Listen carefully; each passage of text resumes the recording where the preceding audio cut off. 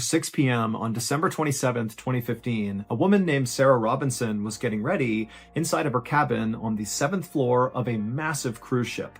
She and her boyfriend were going to dinner that night with Sarah's parents in one of the restaurants on board the ship. And in fact, this entire trip, this whole vacation, was actually a big gift from Sarah's parents to Sarah and her boyfriend. And so far, the trip had been totally amazing. I mean, all four of them, Sarah, her boyfriend, and Sarah's parents, had got to go swimming and drink great drinks and have great food, and it was just like a total dream. But now they only had one night left, tonight, and they wanted to make the most of it. And their plan was to go to the big buffet that the ship offered and just totally indulge on the amazing food and just have some laughs, share stories, and then the next day they'd wake up in the Florida port that they left from, and the trip would be over. But for now, they had this one dinner left. And so after Sarah and her boyfriend were all ready, they left their cabin and they met Sarah's parents out in the hallway. And then Sarah led the way towards the stairwell that would bring them up to the 10th floor where the restaurant was that they were going to. Once they reached the 10th floor, Sarah could see right in front of her the entrance to this restaurant. And so she, her boyfriend, and her parents, all behind her, began walking towards the restaurant. And to get there, they would have to walk past this sort of lobby right in front of the restaurant, where there was this elevator bank that would go down to the lobby and all the other floors. And so, Sarah and her family, they walked past these elevators. And as they did, Sarah began to hear what sounded like rain hitting the outside of the ship. But that didn't make any sense because that whole day, the weather had been beautiful and clear. And Sarah, when she heard this sound, she instinctively kind of looked around the corner out one of the windows and she looked out into the night and it was still clear and beautiful out. So this could not be rain. And so Sarah, she turned around and she looked at her boyfriend and her parents with a sort of quizzical look, being like, "Do you hear this? Like, what is that sound?" And they clearly had heard it too and were looking back at her like, "I don't know." But before they could even start to discuss whatever this was, a woman who they didn't know, who was standing near these elevators as well, began to scream. It would turn out just a few minutes before this woman began to scream, the cruise ship's chief electrician, 66-year-old Jose Sandoval Opazo, had begun doing routine maintenance on the elevators that were located a few floors below the 10th floor, but still within that same elevator bank that could bring you up to the 10th floor where that restaurant was. And while Jose was performing this very routine and quick maintenance on the elevator, something strange happened. But to understand why this happened, you need to understand a little bit about Jose and the other electricians on board this cruise ship. So there was oftentimes a lot of very quick and easy maintenance that would need to get done on these elevators, which would involve going into the elevator shaft to do it. But again, these are very short bursts, in and out, very easy to do. All the electricians know how to do it. And the procedure was to actually fully shut down that elevator, like completely, and then go inside and do the maintenance, and then go through the process of starting the elevator all over again. But that was so disruptive to the flow of traffic on the ship each day, and it was just kind of a hassle. And so Jose and the other electricians had come up with this sort of workaround that didn't require them to shut down the elevator, because again, that was just a huge pain and they didn't want to do it. And so what they would do is they would wait until the elevator car within the shaft they needed to do maintenance on was at some other level, like on floor 2, and they would go into the elevator on like floor 8 and then quickly do the maintenance on the inside of the shaft or whatever it is they had to do. Or sometimes they would actually have to do repairs on the elevator car itself, in which case they would just kind of go in real quick, do the repairs, get out again. But all of it was predicated on just kind of knowing where the elevator car was in the shaft and being really quick, in and out. And so Jose and the other electricians had done this many times and there was no issues. But on this day, Jose, he got into the elevator shaft to make these simple repairs. And so he actually was standing inside of the shaft on top of the elevator car that was down, a few levels down from 10. And he began making these repairs. And suddenly the car lurched into action because a guest unknowingly had walked into the elevator car and pressed floor 10. And so Jose is on this elevator car that starts moving, and before he can even figure out what's going on, the little opening that he used, the kind of service entrance into the shaft, had been covered up by the elevator car. And so his exit was now gone, and he was now relatively slowly moving up the shaft. Now, Jose would have no idea when this car was going to stop, but if it went to the top, he'd get crushed, and he knew it. And so in kind of a moment of panic, Jose attempted to step to the side to like somehow go between the wall and the elevator. It was like he had nowhere to go and he knew it and he just took that path. But there was like an inch of space between the wall and the car. And so the second he did that, the car kept going and it sucked him down into that space and just destroyed him. And so by the time this elevator car reached its destination, the 10th floor, and that guest got off the elevator car, by this point, Jose's body had been totally destroyed and all of his blood was dripping down the elevator shaft, splattering into the walls and hitting the ground, and it sounded like rain hitting the outside of the ship. And so that's what Sarah and her family were hearing. And then the reason that woman started screaming is she was the first one who turned and saw all this blood coming down the front of the elevator doors. Medics would arrive quickly on the scene, but there was nothing they could do. Jose was deceased. Thank you to BetterHelp for sponsoring today's video. Back in 2017, I was really struggling with my mental health. I had just left the military after almost a decade of service, and I was just really struggling to reintegrate into society, and it was making me totally depressed. Now, I had a great support system around me. I had my wife, my kids, my parents, my siblings, friends, but I had such dark thoughts and feelings. I just didn't feel comfortable sharing them with people I loved. I was worried it would kind of upset them, and they'd also view me differently in a negative way, which, by the way, this is a very common train of thought amongst people who are feeling depressed. So I didn't realize how common it was, but there you go. Lots of people feel this way, and I did too. However, even though I didn't tell my family or friends anything, they eventually picked up that something was wrong with me, and they actually approached me and said, look, I really think you need to see someone. I think you need to see a therapist. And honestly, I was ready for that help, and so I did seek out a therapist. And my goodness, unburdening myself of all that horrible darkness inside of me to a trained, neutral third party was so cathartic. And of course, therapy is not a one-size-fits-all solution, but if you're really struggling right now and you're kind of holding it all in, you really ought to give therapy a try. And a really easy entry into therapy is BetterHelp. BetterHelp is a highly reviewed online therapy platform, which means you can get the help you need right from the comfort of your own home. All you have to do is fill out a short survey online, and then within about 48 hours, you get paired up with a licensed therapist, and then it's up to you how you communicate and how often. Also, you can change your therapist at any time for no additional cost. Let BetterHelp connect you with a therapist who can support you all from the comfort of your own home. Visit betterhelp.com/MrBallen or select MrBallen during sign up and enjoy a special discount on your first month.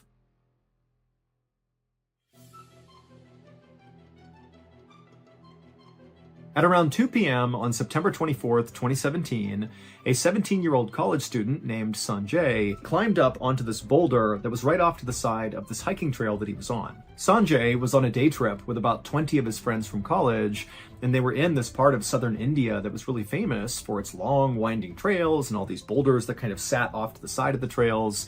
And then at the end of these trails that are in this part of India is this beautiful ancient Hindu temple that a lot of people will go and take pictures in front of and go inside of. And so that was where Sanjay and his friends were ultimately headed, was this temple. And from the boulder that Sanjay had just climbed up on, he looked up the trail, and from his view now, which was now slightly higher, he could actually see just barely the top of this temple. And so he was really excited about going to see it, and he couldn't believe how close they were.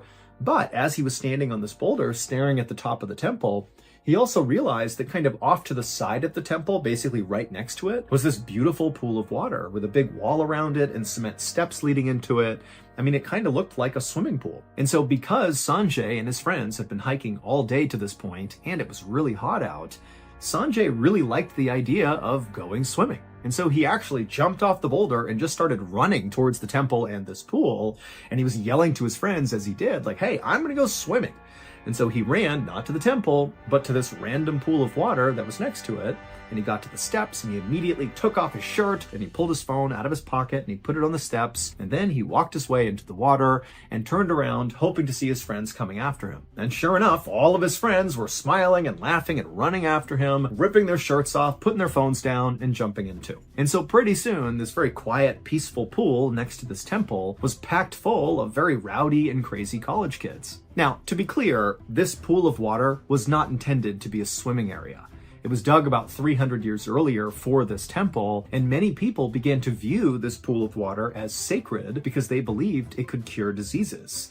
And so what Sanjay and his friends were doing was totally taboo and not allowed. But I can promise you, Sanjay and his friends did not care. They were having a great time. And in fact, Sanjay was having such a great time that when he turned around and looked back up the steps they'd all charged in on, he saw one of his friends, whose name was Vishwas, was standing up out of the water reading what looked like a plaque about this pool of water. And Sanjay hated the idea of one of their buddies not getting to experience this fun.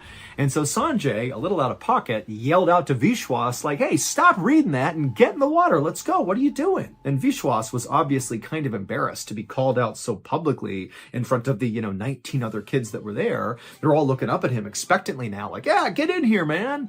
And Vishwas, he's like, "Okay, fine." And so he took off his shirt, put his phone down as well, and he got in the water with all of them. And very shortly after he did that, Sanjay kind of forgot about him and decided, hey, this would be a great time to take a photo of everybody here, memorialize this amazing trip. And so Sanjay, he waded over to the steps, he grabbed his phone, he came back towards the group, and he's looking at this big rowdy crowd of his friends who were totally not paying attention to him. And he's saying, "Hey guys, come over here. I want to take your photo.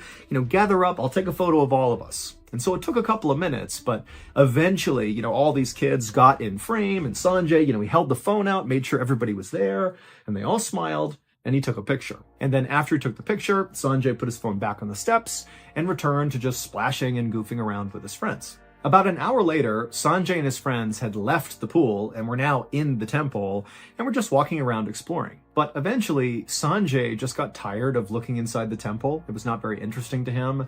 And so he eventually just went outside again and sat down on this low wall that was right outside the temple. And because he knew his friends would not be done for at least, 15 or 20 minutes or so, he just pulled out his phone and began kind of scrolling through social media and, doing what we all do on our phones. But eventually, Sanjay opened up his photo album to look at all the photos he had taken during the hike in, and then also that picture in the pool, and then also some pictures he took inside of the temple. And so he pulls up his pictures and just kind of starts scrolling through them, and he eventually reaches the photo that he took selfie style in the pool with all of his friends together. And so he opens that picture up and he looks at it and he smiles because it definitely was the best picture he took. He got all his buddies in frame. Everybody seemed so happy. But as Sanjay was looking at this photo, he realized there was something odd about it. There was just something in this photo that just seemed like it shouldn't be. And as he looked more closely at it, the smile on his face faded and he began to panic just a little bit. He didn't know if what he was looking at was real or not, but he knew he had to go find out. And so Sanjay put his phone away and he looked up and began looking around outside the temple at all the other people who had left, and many of them included his friends. And they were walking around, talking in groups or whatever. And Sanjay, he began looking at all of his friends and he would stare at their faces. He was looking for something, but he didn't see what he was looking for. And so after scanning the entire outside and not feeling satisfied, Sanjay got up and speed walked back into the temple and began going into each and every room, looking at every single person he encountered. And when he would find one of his friends, he would stare at their face. And when he didn't find what he was looking for, he just kept on going to every single room until finally he reached the last room of the temple and he found the last of his friends and he looked at their faces and still he did not see what he was looking for. And so now Sanjay is truly panicked. He's actually horrified at this point. He runs back outside and he finds their college professor who had come along to sort of chaperone the trip. And he ran up to this professor and he pulled out his phone. He opened up that photo of them in the pool and he showed the professor what he had found. And Sanjay pointed out the strange thing about this photo. And so the professor, he began looking at the photo too. And right away, he also could see this very strange thing that seemed very out of place. And so the professor asked Sanjay a few follow-up questions, about like what Sanjay had done since discovering this. And after Sanjay said, I've been all over the temple, I still can't figure it out. And so the professor knew the police would have to get involved. And so the professor got in touch with police. And so the police came out to the temple not long after that. And the students, so Sanjay and all of his friends, had been instructed to stay right by the temple. Do not go down to the pool, stay up here, let the police handle it.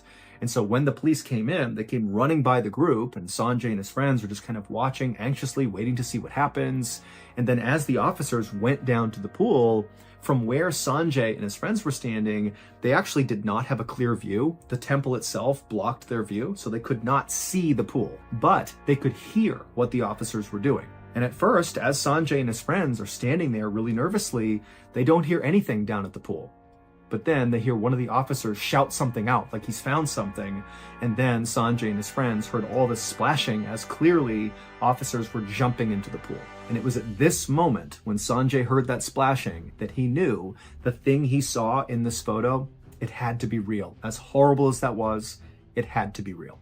The reason why Sanjay's friend, Vishwas, was not in the water with everybody else, why he was up reading that plaque about the history of this pool, was because Vishwas did not know how to swim, but he didn't tell anyone. Nobody knew this. And so he was probably kind of embarrassed about it. And so maybe he was reading this plaque as sort of a way to, act distracted, like the plaque is the reason he's not swimming. But then when Sanjay, who meant no harm by this, but he yelled out to Vishwas, "Hey, come on, dude, get in here. Come swimming with us." Because he did it so publicly in front of all the other friends, it seems like Vishwas felt very pressured into getting into the water. And that's what he did. Instead of telling anybody that he could not swim, he just kind of shrugged, took off his shirt, pulled his phone out of his pocket, put it on the ground, and waded into the water. And as soon as he did, the entire group just kind of went back to goofing around and splashing and being totally chaotic. And then when Sanjay was like, "Hey, let's take that photo," he really did manage to get all of his friends in frame somehow, except one of them was Vishwas, and you can only see the top of his head. It's because he was drowning in the background of that photo, just nobody knew it. And so obviously an hour later, when Sanjay's looking at this photo, he sees the top of Vishwas's head, and he's like, wait a minute, is he goofing around or is he drowning? And then he ran all around the temple looking for Vishwas. He wanted to prove that he was not in the pool still, that he was up here.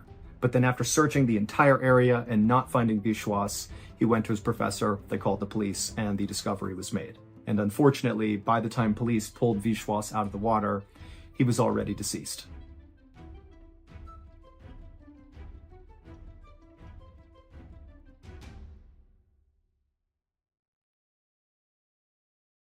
Late on the morning of June 27th, 1957, a 25-year-old Austrian mountain climber named Kurt Diemberger plunged his ice axe into the deep snow ahead of him and then used the axe to pull himself up and over a big ice clump. Kurt was totally physically and mentally exhausted by this point and only wanted to stop for like 2 seconds just to catch his breath. But he knew that was just not an option. Kurt and his climbing partner, a 32-year-old man named Herman Buell, were climbing one of the tallest mountains in the world, called Chogalisa, which is located in northern Pakistan. And they were doing this climb all alone. It was just those two, and they had virtually no safety equipment. Now, for reference, this was not normal. Anybody who climbed Chogalisa did so with Sherpas and guides and oxygen masks. I mean, this was a dangerous climb, and so serious measures had to be taken to ensure it was safe. But Kurt and Herman felt like, that takes all the fun out of mountain climbing. There has to be, like real risk here for this to be worth doing. And also, critically, Kurt and Herman were well aware of the fact that if they successfully climbed Chogalisa with no safety equipment, so what they were planning to do, that would be a new world record because nobody had ever done that before on this mountain.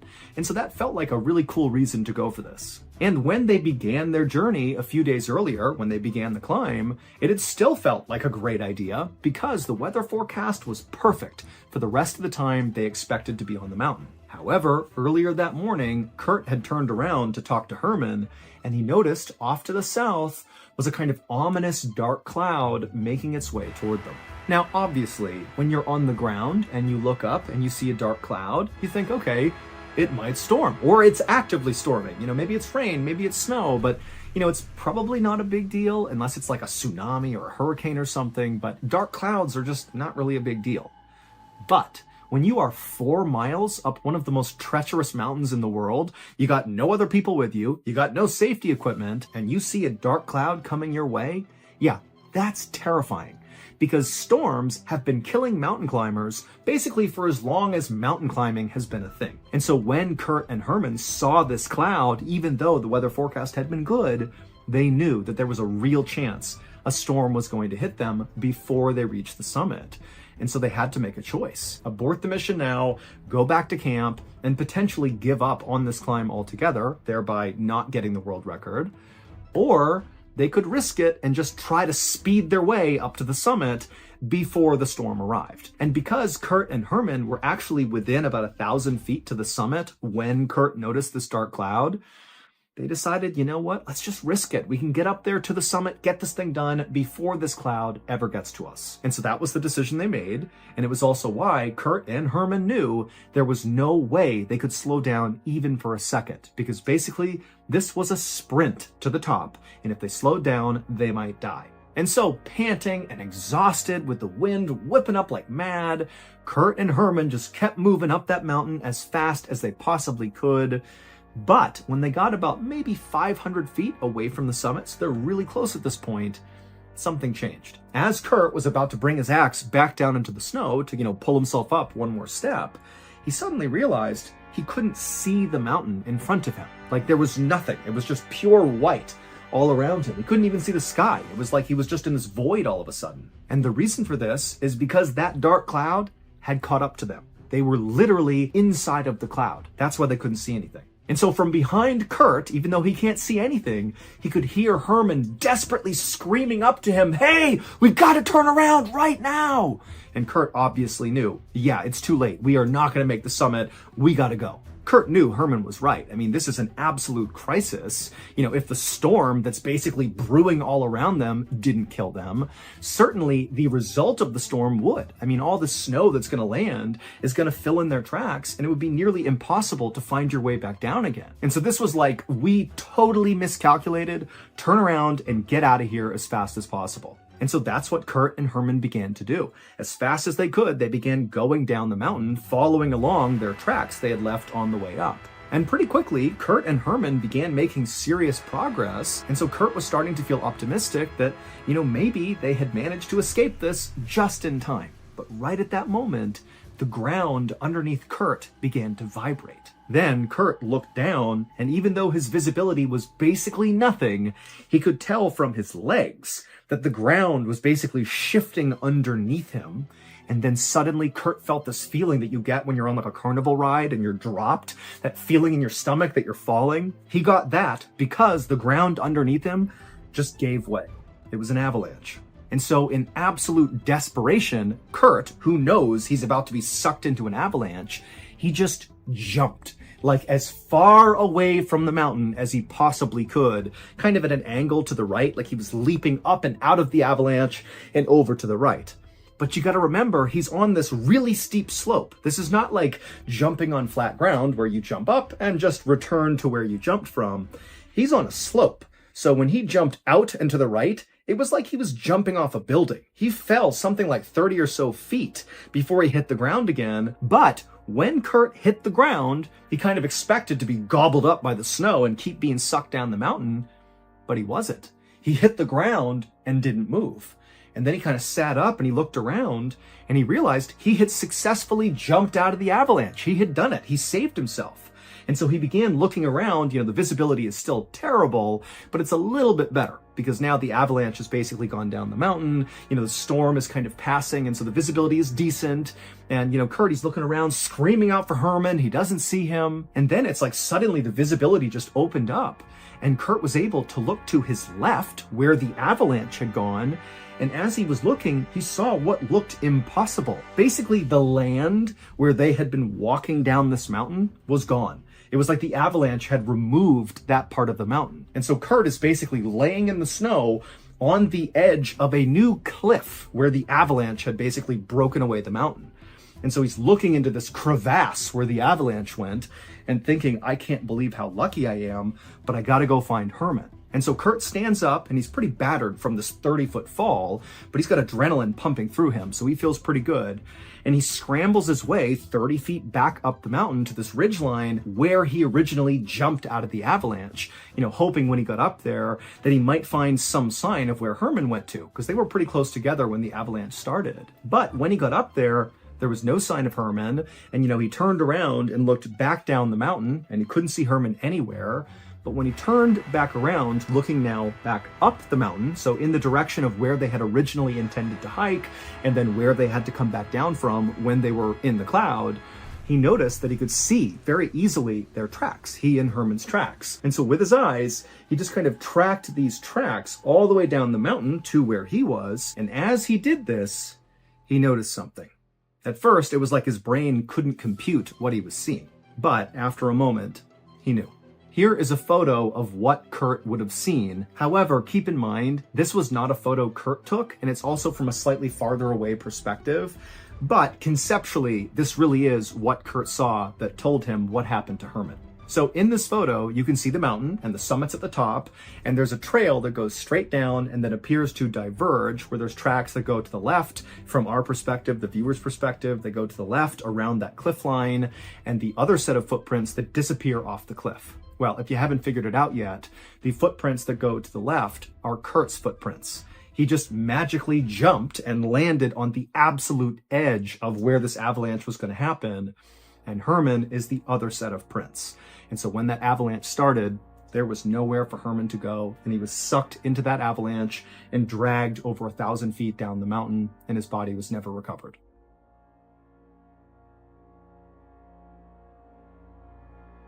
Hey everybody, if you haven't heard yet, we announced some really big news recently. We are putting out a book, and it's amazing. It's called MrBallen Presents Strange, Dark, and Mysterious, The Graphic Stories, and it's an amazing graphic novel we have been working on for over a year. And it's our very first book, so we're all very proud of this. We think it's going to be so amazing. So in this book, there are 9 stories, 5 of which are of the old variety, so you've heard them on YouTube, and they've been remastered and put into this book.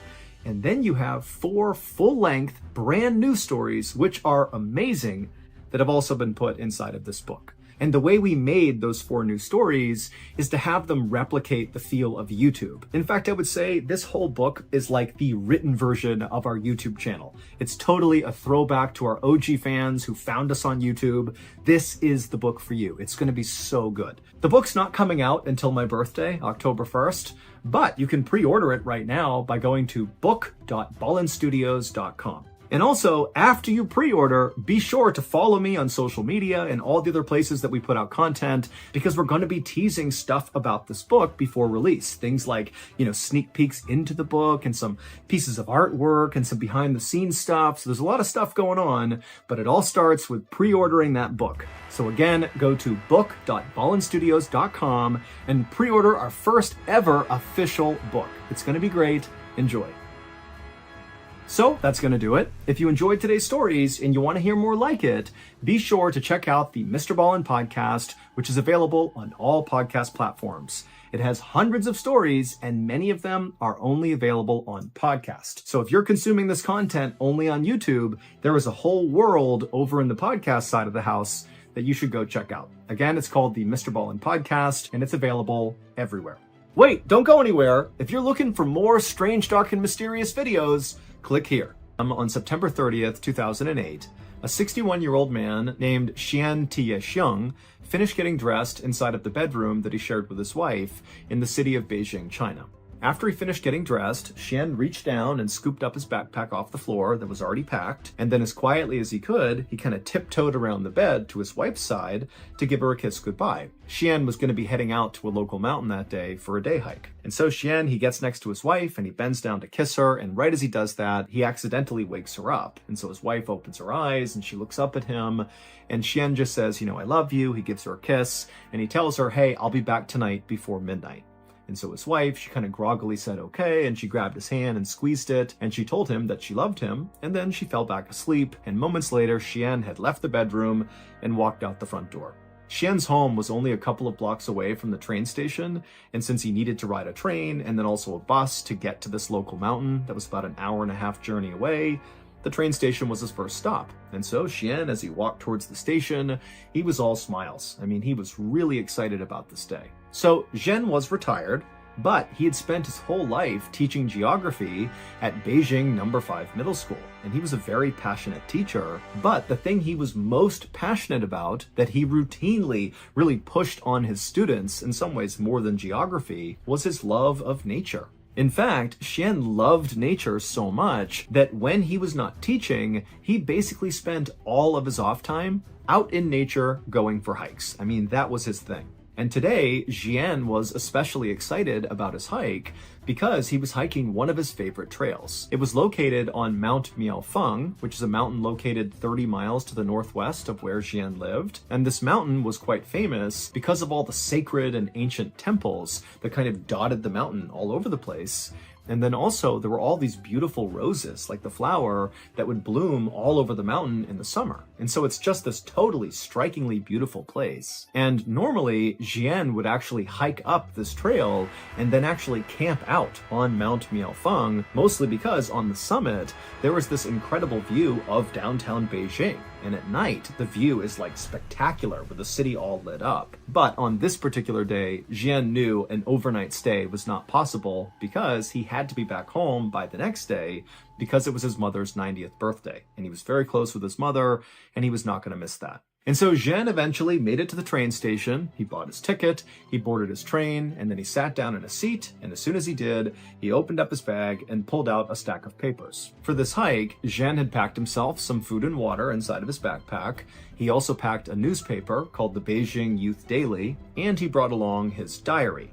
But his diary was a little bit unique. Jian, because he loved nature so much and didn't like the idea of wasting anything, what he would do when he was a teacher at Beijing No. 5 Middle School, he would just take scrap paper and start writing on that. And he would compile all his scrap paper into these sort of diaries that he would keep. And so the reason he did that was primarily because he was so in love with nature, he hated the idea of wasting anything. And so Jian passed the time on the train by writing in his diary, aka his stack of scrap paper, and also reading this newspaper. And Jian knew he really needed to read the entire newspaper pretty quickly because by the time he got to the mountain, he was going to do what he always did, which is he would bring a newspaper with him on a hike, and as he walked, he would take out a page periodically and tie it to a tree, kind of marking his way.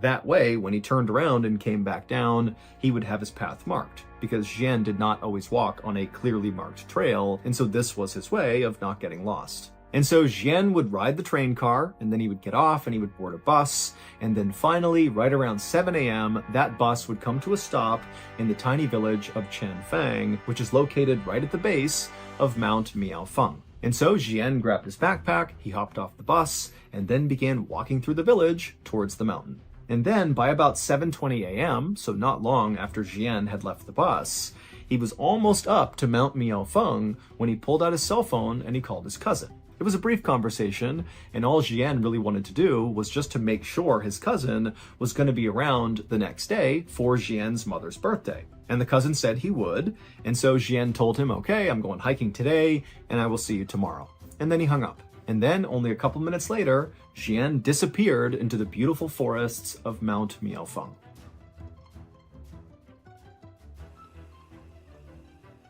A few years ago, I started noticing that I was getting a whole bunch of solicitation phone calls and emails. Now, at first, it was just some random company trying to sell me some product, but pretty quickly, it took a turn and became just a succession of spammers and scammers trying to get me to wire them money, or send them a gift card, or click on suspicious links. Now, honestly, this was more of a nuisance than a real concern, because I didn't read any of these emails, I just kind of ignored them, but it made me wonder, how do they have my information? So, as an experiment, I just Googled myself, and I can tell you I was genuinely shocked by how much of my personal information was just out there for anyone to access. And keep in mind, this happened pre-MrBallen. This is like I have no social media, I don't post anything to the internet, yet somehow my data was widely available on the internet. I wound up hiring a service that basically scrubbed the internet and removed all of that private information. And as soon as they were done, these spammy phone calls and emails stopped. And most importantly, I had peace of mind again that my identity was secure. So if this could happen to me, it definitely could happen to you if it hasn't already. And so this is why today's video sponsor is Aura. Aura is the one-stop shop for securing your identity. Aura can identify all those data brokers who are selling your information without your consent. And what they can do is they can put in an opt-out request on your behalf and take down your personal information off of those shady websites. Aura offers many other features as well that will also help protect you and your family's privacy. They have a VPN, they have identity and credit monitoring, they have antivirus, password management, they have identity theft insurance, they have parental controls, and much, much more, all on a single app. Aura is very easy to set up, and you get everything at one affordable price. I value my privacy, and I value yours too. So right now, go to aura.com/MrBallen to start your 2-week free trial now. The link is also down in the description below. Again, that's aura.com/MrBallen to start your 2-week free trial today.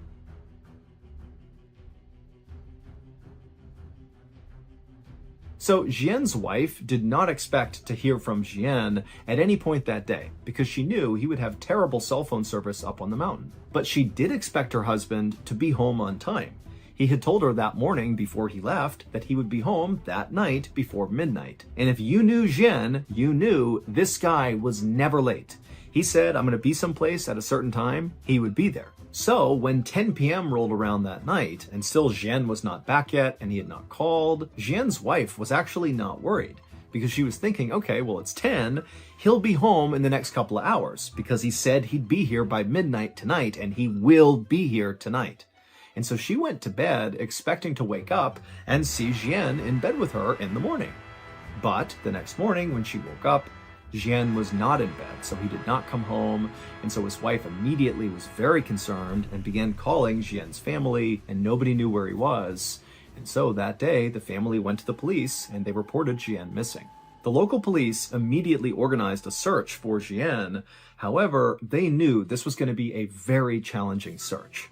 Mount Miafeng is not some enormous mountain by any means. It's a decent-sized mountain, but, it's really known for having these paths that twist and turn all over the place, so it's pretty easy to get lost. And then also there's a whole bunch of sheer cliff faces kind of all over the place, so if you're not paying attention, you could literally just walk off a ledge. So in short, this is a dangerous and confusing place. And at the same time that this search was happening out on the mountain, the police were also in contact with Jian's cell phone service provider to see if they could track down Jian's cell phone, because obviously if they could find that, they might find Jian too. But the only way a cell phone can be tracked is if the cell phone is on, because when it's on, it connects to the nearest cell phone tower, and that's how these service providers are able to tell where these phones are. They look to see which tower it's connected to. But when Jian's cell phone service provider looked for his phone, they quickly determined his phone was off. So unless the phone came back on again, they would not be able to locate the phone.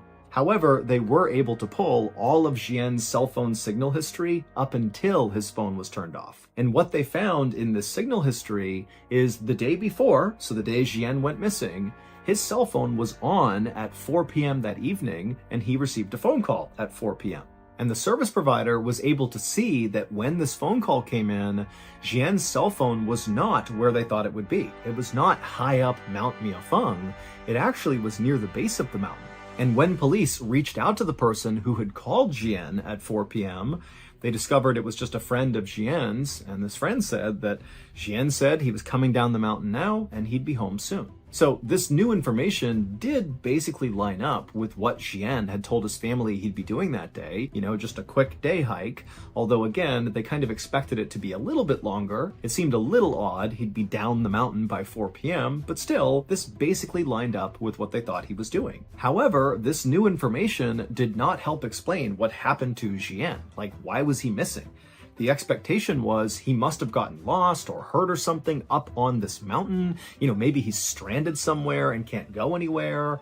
But now, based on this phone call, it sounded an awful lot like Jian was not even on the mountain when he disappeared. So where was he? Police had already checked all the bus stations and train stations in the area, to see if maybe Jian took a different way home or something. But when they went to all these different stations, there was no evidence that Jian had been to any of them.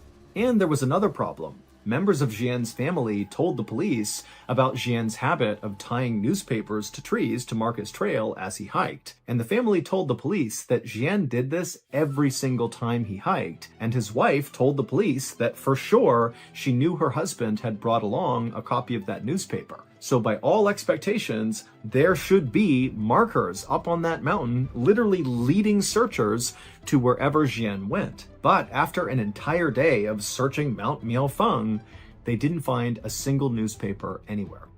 For the next several days, this big search for Jian continued, but nothing was found. That is, until October 7th, so 1 week after Jian had vanished. On that day, Jian's cell phone service provider noticed that Jian's cell phone had suddenly turned back on.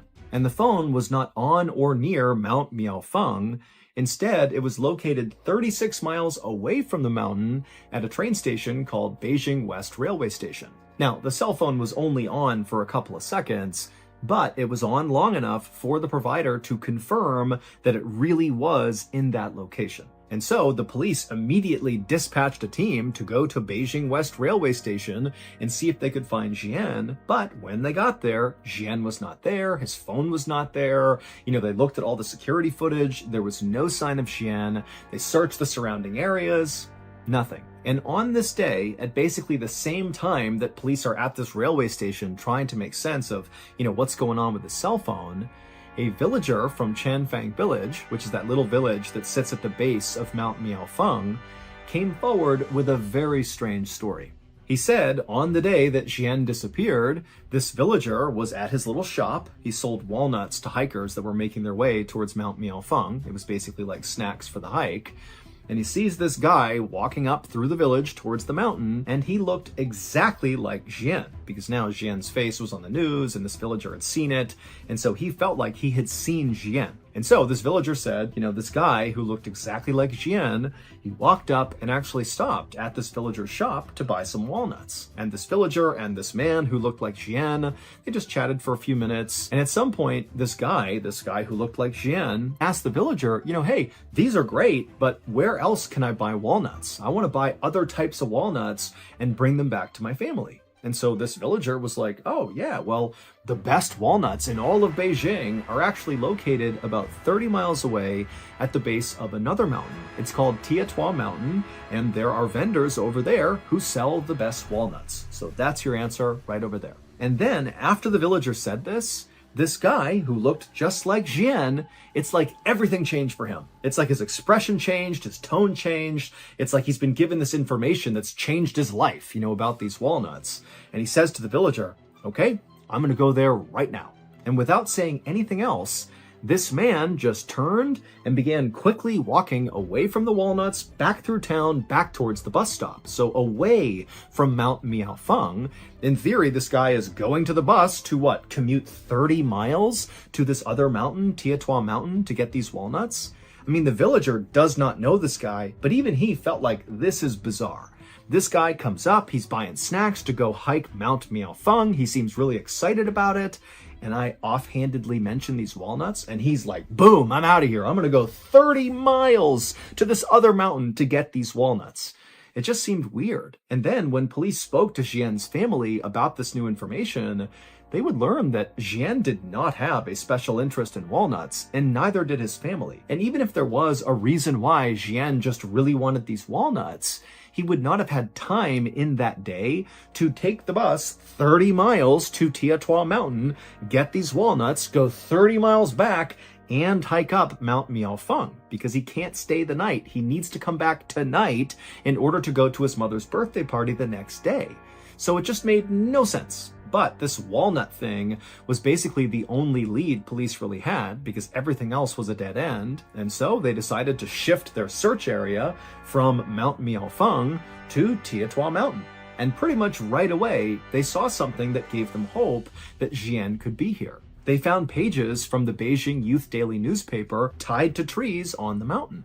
And when they looked more closely at the newspapers, they found the publication date of this newspaper lined up with the copy that Jian would have had with him on the day he vanished. And so, of course, the searchers just began following this trail of newspapers, hoping Jian would be at the other end. For 2 days, searchers very diligently followed this trail up the mountain. It kind of wound around, and they went pretty slowly because as they're moving, they're constantly checking everything around. They don't want to miss any clues. But finally, after 2 days of following this trail, they eventually found something. The newspapers led them to a campsite. Now, the campsite was abandoned, but there was a bed of hay, there were some used water bottles, and some toilet paper. And so just from the looks of it, this campsite looked relatively active, like somebody had been staying here recently for at least a day or two. And so it seemed pretty likely, based on everything else, that this was Jian's campsite. And pretty quickly, after searching the campsite, they found something that virtually guaranteed that this was his campsite. Authorities found this plastic bag that was sitting next to the bed, and inside of the bag was a piece of scrap paper from Beijing No. 5 Middle School. And on this scrap paper was a note. And the note said Jian had indeed hiked up Tiatuan Mountain on September 30th. This would have been the day that he left, so the day he disappeared. And then on his way down, he said he got lost and was forced to spend the night out here. And so that explained the campsite. And then on October 1st, so that would have been the day after he spent the night out here, he said he was going to attempt to follow the ridge line down the mountain to a nearby village to safety. And this note ended with the phrase, "Leaving this note here just in case. Love to everyone who passes by." Now, at first glance, this note was like amazing news because suddenly it seemed totally possible that Jian was just fine. I mean, the way the note was written, it sounded like he was at least healthy and safe, albeit I'm sure he was not happy to be stuck up on a mountain, but, he loved being in nature, and so he seemed okay. And then he had a reasonable plan for how he was going to get out of there, follow the ridgeline, go down to a village, go to safety. But as the police analyzed this note, they noticed that some things were off about it. First of all, this note basically directly contradicts other facts of this case. Remember, cell phone records prove Jian got a phone call at 4 p.m. on the day he went missing from his friend, and his friend would report that Jian told him that he was coming down Mount Miaofeng and he'd be home soon. But according to the note they found, that was not possible, because the note said Jian at 4 p.m. on September 30th, the day he went missing, he would have been on Tiatuan Mountain, either hiking up or being in the process of getting lost and, ultimately making that campsite where he camped out for at least one night. And so in addition to this factual discrepancy with this note, another issue with the note was just the way it was written. Now, Jian's wife had a chance to look at the note, and she would say, "That is my husband's handwriting." But the note contained a bunch of very strange language choices that just didn't make sense for Jian to be using. For example, this note, which really should have been a first-person point of view, Jian has gotten lost, he's by himself, he's writing to the world, kind of letting somebody know what's going on with him, and so it really should have been written in the first person. "My name is Jian, I am lost, here's what I'm doing." But the note was written in the third person. Jian got lost on the mountain, and so he is going to camp out for the night, and tomorrow he's going to make his way out to safety.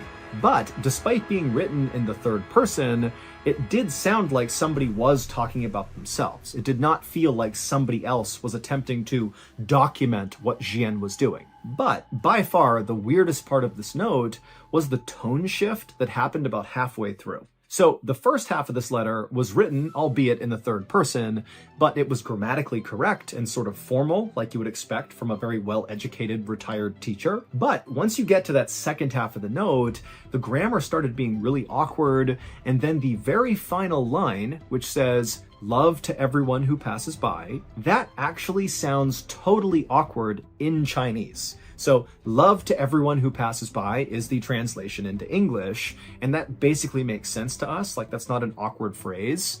But if you put it back in Chinese, it's so awkward. It would be like if I tried to say to you, "I take the bus to work," but instead I said, "To work, take bus." Right? Like I wouldn't say it that way, and it would immediately seem very awkward for anybody who knows me if I wrote or said something like that. And so this last line stood out so much that actually police and friends and family of Jian assumed he must have left that in there as like a secret message or a code, like a distress signal, especially when you consider the other weird factors around this note. But nobody could figure out what it meant. The day after this note was discovered, a searcher was up in the vicinity of Jian's campsite on Tiatuan Mountain, and they were walking around, kind of retracing their footsteps, looking for new places to search, when they turned a corner, and up ahead they noticed there was this tree kind of hanging out over this rocky cliff, and dangling from the tree was something gray that looked sort of out of place. And so the searcher, sensing this could be a clue of Xian's whereabouts, he yelled out for other searchers in the area that he had found something, and then he took off running towards this thing to see what it was. And when he got up to the tree, he looked up and he saw it was a pair of sweatpants that had clearly been intentionally tied to this branch in the tree. And so the searcher, he reached up and grabbed one of the pant legs and kind of tugged on it. And when he did, all these white things began falling out of the pants and landing on the ground. And when the searcher stopped and looked down to see what they were, he couldn't believe it. It was a whole pile of human bones. However, they were not Xian's. In fact, nobody ever figured out who these bones belonged to or why they were stuffed inside of pants and tied to a tree on this mountain.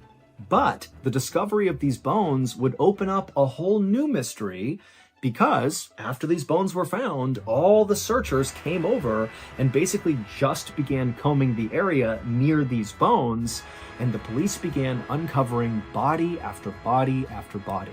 They found 2 more sets of human bones stuffed into pants and tied to trees, and they found the other bodies at the foot of a cliff, and also inside of this well, and inside of this cave. And so in total, authorities found 10 sets of human remains in the vicinity near Xian's campsite, but none of the human remains belonged to Xian. Officials were only able to identify a few of the bodies, and they were not able to figure out how they died or whether or not foul play was involved. But the discovery of those bodies did mean one thing for Xian's case. It meant, all these people had previously gone up Tietua Mountain before Xian went up and vanished. And when these other people went up the mountain, clearly something horrible happened to them, and we don't know what it is.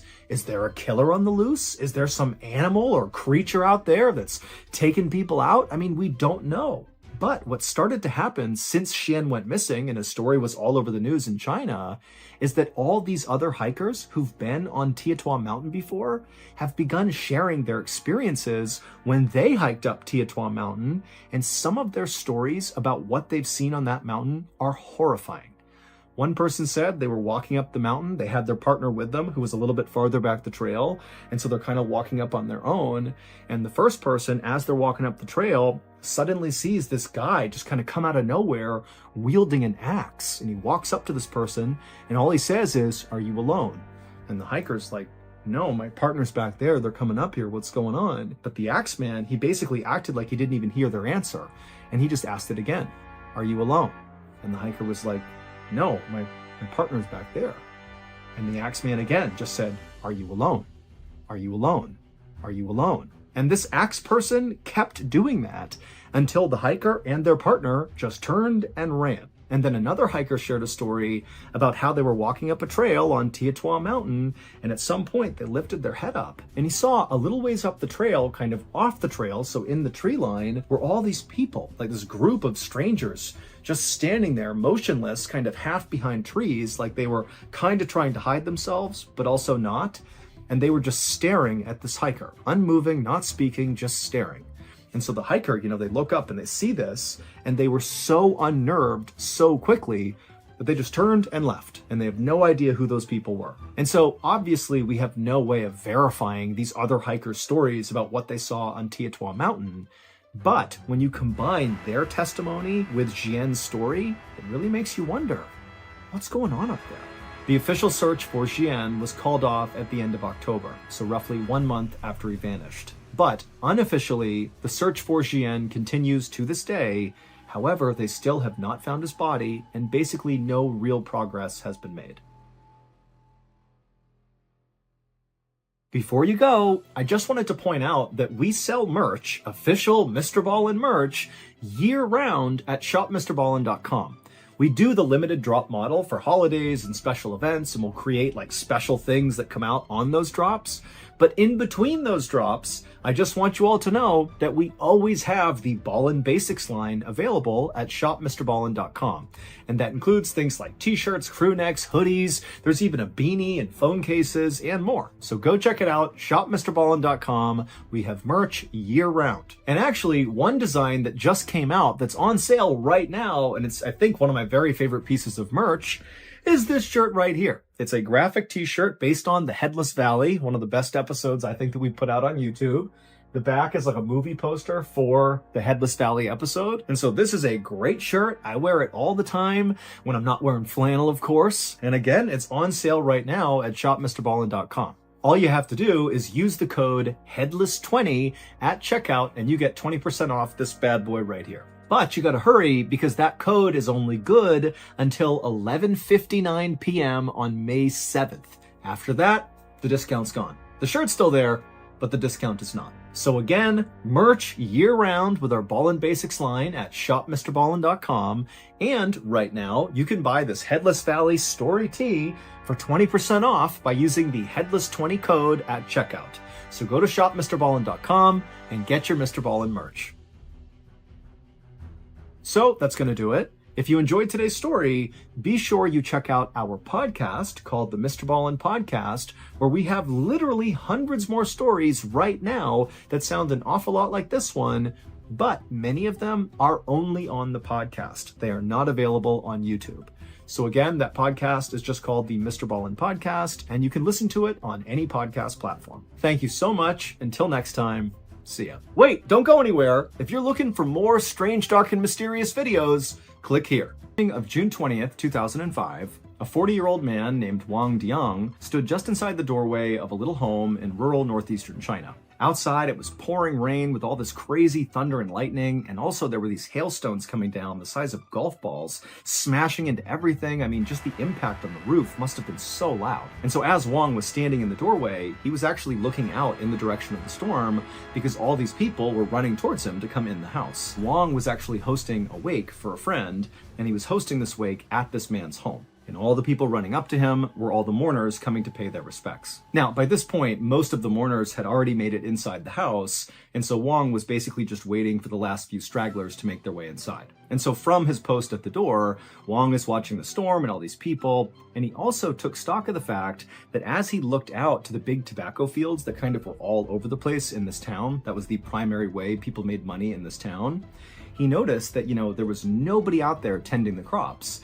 And even in rainstorms, people would tend these crops because this was their livelihood, but Wang understood why nobody was out there. Yes, it was the storm, but specifically, lately there had been these crazy lightning strikes in storms like this that struck the field. And so these workers that were normally out in the fields every single day, they weren't doing that anymore. Finally, the last couple arrived and Wang greeted them and brought them inside. And then he shut the door and then began making his rounds inside the home, making sure all the guests had what they needed. And also just kind of making sure the wake was, overall a positive experience, all things considered. Now, to be clear, Wang was not a monk or a priest or even a relative of the person who was deceased.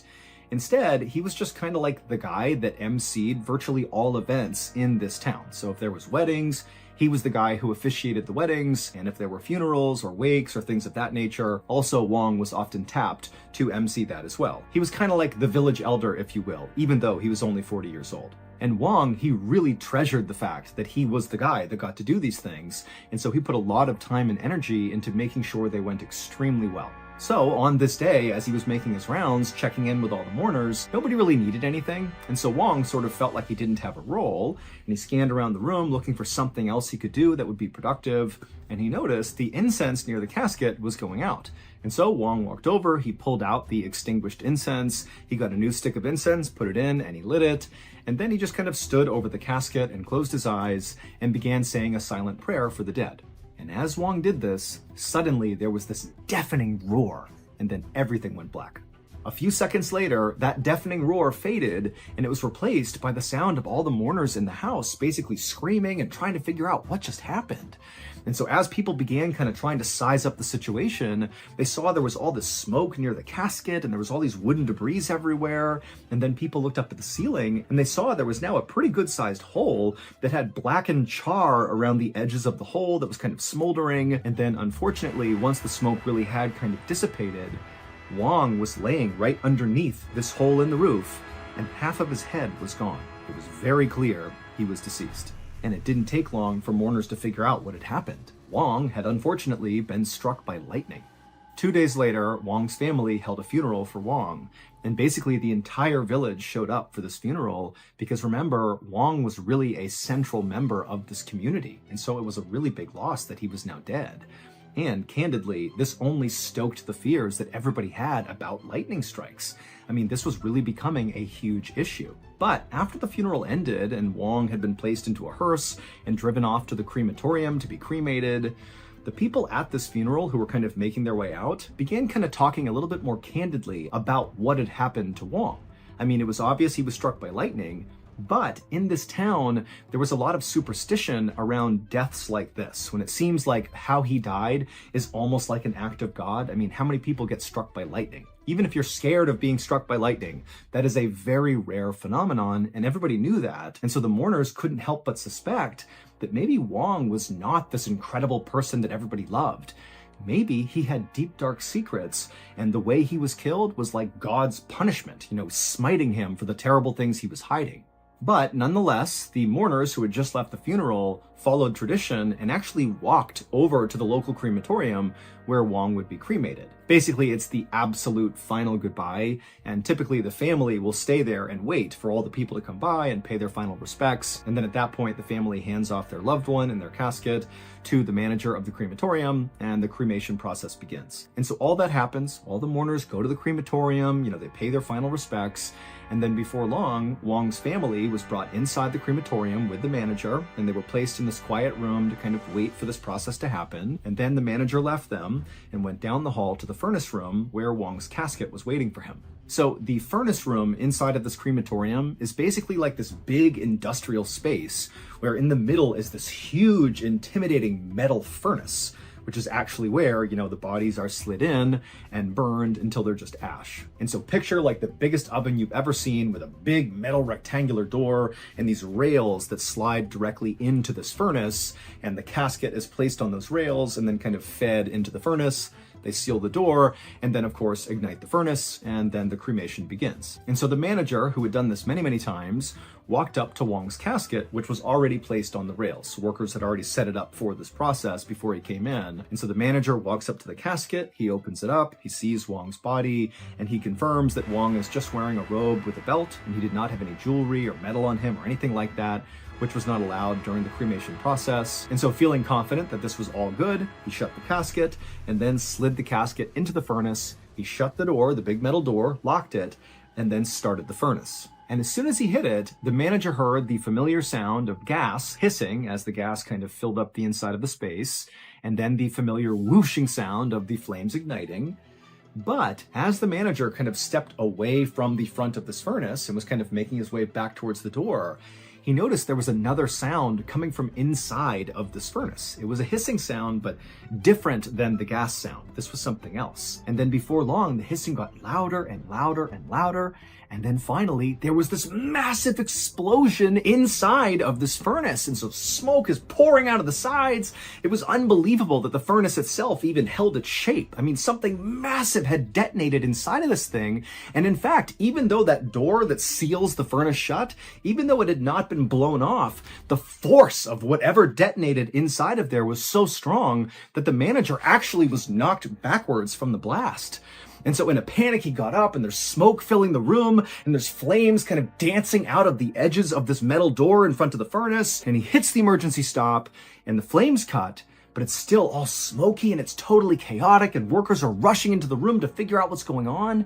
And the manager had no idea. This was something he had never, ever seen before. Just minutes later, firefighters arrived and basically extinguished the remaining flames that were kind of residually burning inside of the furnace and slightly outside of the furnace. Remember, this was a significant explosion, so there are cracks and breaks all over the furnace where some flames were still lit. But finally, the firefighters did extinguish all the flames, and then after it was safe to be in there, an investigation was launched as to what the heck happened in there. And so police officers went into this room and began sifting through all the debris in this room, both inside of the furnace itself and also, outside where it had cracked and things had shot off in different directions. And for a while, they found nothing. I mean, all they found were basically pieces of Wong, ash and some bone and some tissue from him. But there was nothing else that was unusual. But at some point, one of the officers did find something that was unusual. He found a piece of metal that was inside of the furnace that clearly should not have been there. Because remember, it's not allowed to have metal or jewelry or anything on the deceased when they're brought into the furnace. And considering what happened, they're like, okay, does this have something to do with the explosion? And so the officers kind of huddled around this metal and they began kind of cleaning it off to see if there was anything written on it. It's not a very big piece of metal. And eventually they had cleaned it off enough that they realized there was something written on it, and it absolutely explained what had happened here. So to understand what happened, you need to have an understanding of how the Chinese government responds to severe storms like the one that was going on the day that Wang was struck by lightning. So remember, Wang's village had all these tobacco fields all over the place, which was not only how the villagers made their living, but also China as a whole. They need these crops to be bountiful. And these huge storms that produce those golf ball-sized pieces of hail, those can severely damage tobacco crops. And the Chinese government doesn't want that to happen. And so the Chinese government has set up these things called weather bureaus, which are these government agencies all across the country whose job is to try to weaken these storms. And the way they do that is very interesting. They use a chemical called silver iode that they put into the actual storm clouds. And what silver iode does is it attracts ice particles and water. And so with this chemical up in the clouds, it kind of breaks up the hail a little bit and either makes them really small. And sometimes this chemical can actually completely destroy the hail and convert it from hail to just plain old rain, which is great. So how do these weather bureaus and this silver iode have anything to do with what happened to Wang? Well, unfortunately for Wang, the way these weather bureaus in China actually get this silver iode up into the clouds is they basically take a rocket launcher and fire a literal rocket, like an explosive device, that contains this silver iode inside of it, and the rockets get fired up into the sky, into the clouds where they detonate, and then the silver iode is kind of sprinkled all throughout the clouds. And unfortunately, on the day Wang was killed, one of those rockets were fired into the sky, and this rocket, it goes up, up, up, it goes into the cloud, but it doesn't detonate. It turns around and falls straight down, and it just so happens to go straight through that roof into Wang's head, blowing off a portion of his head, and then the rocket itself got embedded in his torso and did not detonate. And then when he was wheeled off to the crematorium and slid into the furnace, and that manager turned on the furnace, that hissing sound he began hearing right before the explosion was the sound of that rocket inside of Wang's torso heating up and then finally detonating. When the police officers found that little piece of metal, what they had found was actually a piece of the rocket itself. And when they cleared it off, they saw there was a serial number for that particular Weather Bureau rocket. And so that was how they were able to solve this mystery. 3 years after Wang's death, the Chinese government came out and said, yep, this is our fault, we did this. And so they compensated Wang's family 80,000 yuan, which is equal to about 12,000 US dollars. And while that's a pretty underwhelming settlement to be paying for somebody's life, what is significant that came out of this case is following Wang's death, the Chinese government altered their rockets that they fired into these clouds, and they added this feature where if for some reason the rocket goes into the cloud and doesn't detonate, it will automatically deploy a parachute and will safely fall to the ground and not detonate. All right, I have some bad news for you. Siga Lung is missing. You see, it all started about 4 years ago when I began feuding with the like button. You know, doing silly pranks like, rattling up a hornet's nest and jamming it inside the like button's toilet, or, releasing angry honey badgers into their vacation home. Just fun stuff. But lately, the like button has begun to retaliate, and it's escalating quickly. Just the other day, Siga Lung received a package in the mail. He opened it up, and boom, it was a brand new lily pad. He was so excited, he hopped on it, getting ready to settle in for a nap, when he suddenly realized this was not a normal lily pad. This one was riddled in poison ivy and also strapped to the brim with fireworks and explosives. It was obviously the work of the like button. And the second Lung tried to move, it detonated, sending Lung flying across the yard. And it was at that point that something happened to Siga Lung. He got laser vision and realized he was going to exact his revenge on the like button once and for all. And before I could stop him from going rogue, he was gone. And so unfortunately, it's now been a week and I still have not heard or seen Lung. And so naturally, I did the only thing anybody would do in this position, and that is I created a limited time merch drop.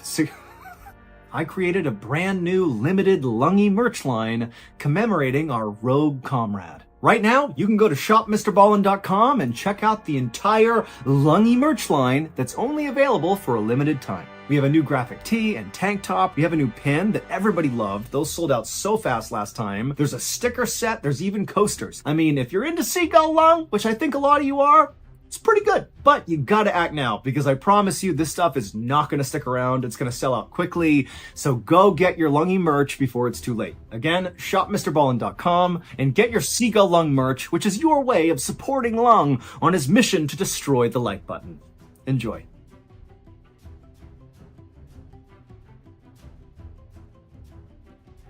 On January 30th, 1989, two young men were working the afternoon lunch shift at a Domino's pizza restaurant in Chamblee, Georgia.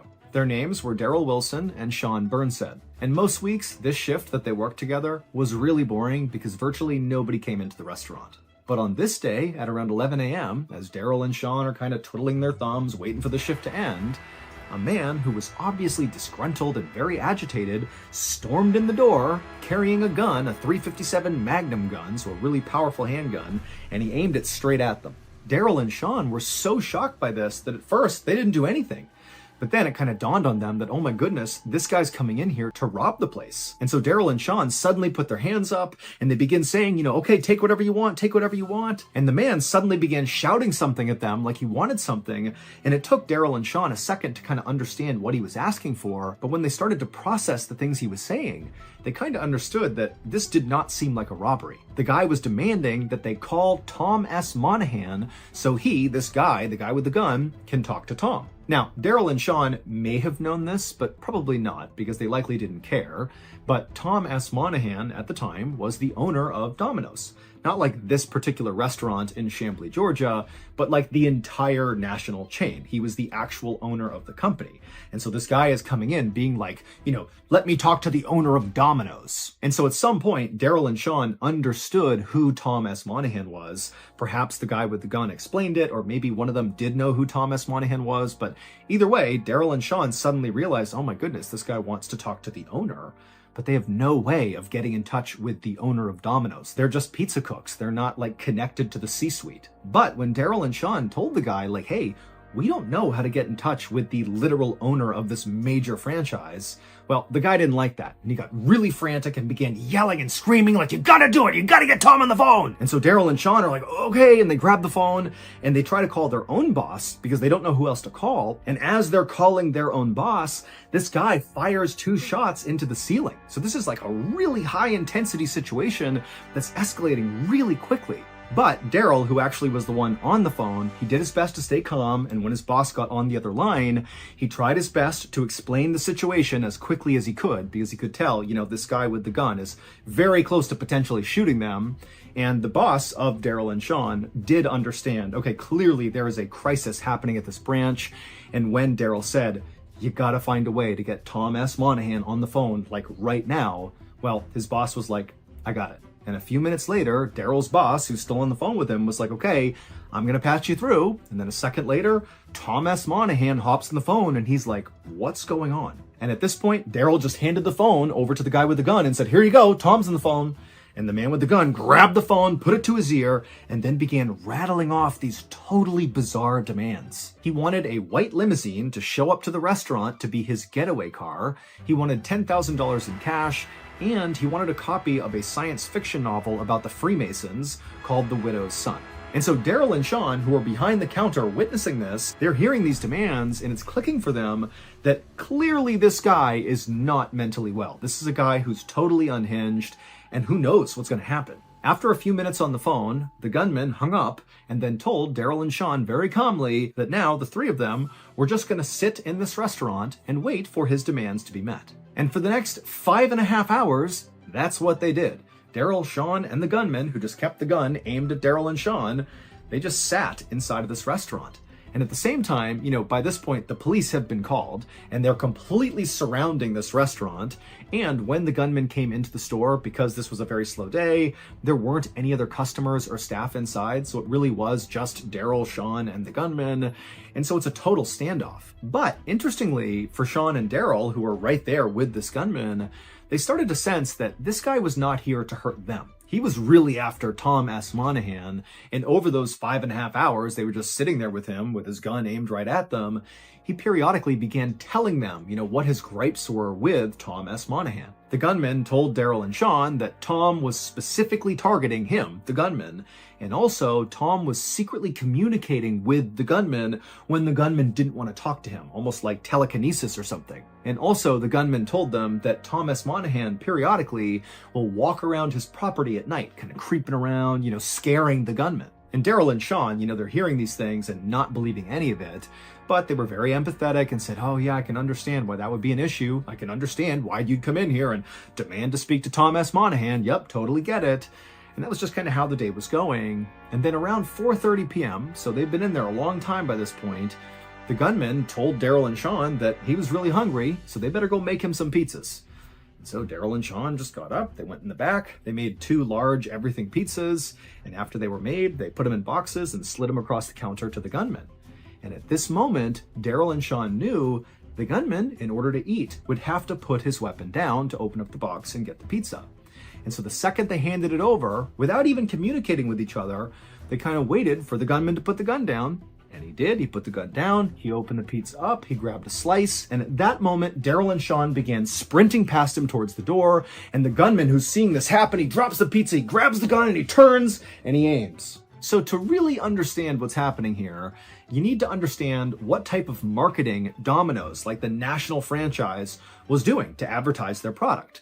Starting in 1985, Domino's came up with a very popular advertising campaign called The Noid. And the Noid was actually a character. It was like this weird claymation character with big sneakers and bunny ears. He was like this goofy thing that was the equivalent of McDonald's Hamburglar, but this was for pizza. And what Domino's did with the Noid is they would run these ads on TV where the Noid was like this menace who was always out to disrupt pizza deliveries. Not necessarily Domino's pizza deliveries, but generally pizza deliveries, it's like the Noid's gonna destroy them, either by, freezing the pizzas on their way to the person's house or smashing them into the ground or causing whatever mayhem the Noid could create to stop pizzas from getting to their customers.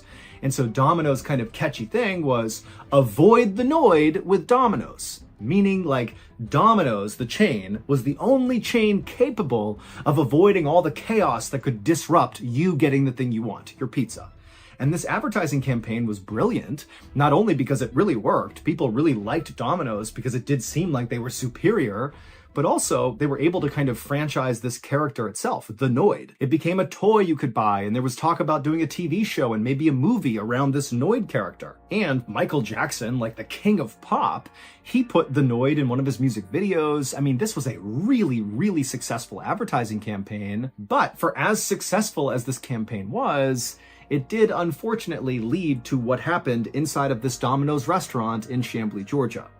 So on the day this gunman came charging in and held up the place, aiming the gun at Sean and Daryl, it would turn out the gunman's name was Kenneth Lamar Noid. And Kenneth Lamar Noid was not going into the store to get money or to steal food or to hurt, Daryl or Sean. He was there to get his revenge on Tom S. Monahan, who he looked at as the person responsible for coming up with this Noid campaign. Because Kenneth Lamar Noid was very mentally ill, and he believed the Avoid the Noid campaign was not a marketing campaign, but rather Tom S. Monahan specifically targeting Kenneth Lamar Noid, basically making him out to be this big villain. But Kenneth's plan for how to deal with this totally backfired because, in a totally ironic twist, by holding up this Domino's franchise and creating this huge standoff, he literally became like the Noid because no pizza deliveries could be had that entire day out of that franchise. And so Kenneth Lamar Noid, in an effort to stop Tom S. Monahan from running this Noid campaign, because I'm no villain, I don't go after pizzas, I don't try to stop people from getting their pizzas, in an effort to do that, that is exactly what he did. He literally became the human version of the Noid. And so after Daryl and Sean made a run for it towards the door, Kenneth did grab his gun and he did aim it at the 2 men, and he even fired it a couple of times, but he missed, and Daryl and Sean were totally unhurt. In fact, nobody got hurt. All that happened is Kenneth Lamar Noid looked like the Noid and he got arrested. However, instead of going to jail, he was sent to a psychiatric hospital. As for the actual advertising campaign itself, which was very successful, avoid the Noid, well, it would not survive this total PR nightmare, and Tom S. Monahan canceled it immediately after Kenneth Lamar Noid was taken off. So in a weird way, Kenneth actually did sort of get his revenge. Avoid the Noid. Domino's Pizza delivers. Call now. Hey everybody, just a reminder, we do have that new limited merch line that's all around Seagull Lung and him going rogue. There's the new graphic tee and tank top, there's the new pin, there's coasters, there's a sticker set. It's all really good stuff. Go to shopmrballen.com and get your Seagull Lung merch to help support our rogue comrade who's going out there to get his revenge on the like button. Shopmrballen.com, go get that sweet, sweet Seagull Lung merch now. So that's going to do it. If you enjoyed today's stories, remember, we have multiple podcasts under the Ballen Studios umbrella. We have MrBallen Podcast, Strange, Dark, and Mysterious Stories with hundreds of stories, many of which are not on YouTube. They're just on the podcast. We also have MrBallen's Medical Mysteries. We have Runful, Bedtime Stories. All you got to do is go on any podcast platform and look up Ballen Studios, and boom, you got a whole bunch of stories you can go binge. Until next time, thank you so much. See ya. Wait, don't go anywhere. If you're looking for more strange, dark, and mysterious videos, click here.